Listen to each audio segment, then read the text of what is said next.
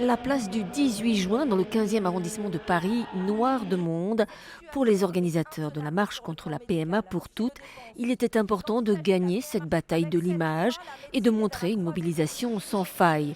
Dès 13 heures, les premiers manifestants ont rejoint le point de départ du cortège près du Sénat, tous très critiques envers le projet de loi du gouvernement. Le gouvernement est en train de nous démontrer qu'il suffit d'avoir des désirs pour qu'il y ait des lois qui soient promulguées. En fait, c'est la façon dont on va procréer, la façon dont on va, entre guillemets, créer des enfants qui vont s'intégrer au marché comme un vulgaire objet de commerce et c'est pas tolérable.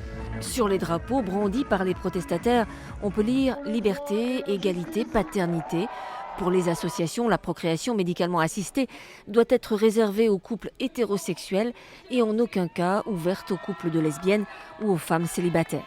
Tous, nous avons un père et une mère, et imaginez que la République française pourrait volontairement, délibérément faire des enfants orphelins de père. Quelle injustice et quelle aberration!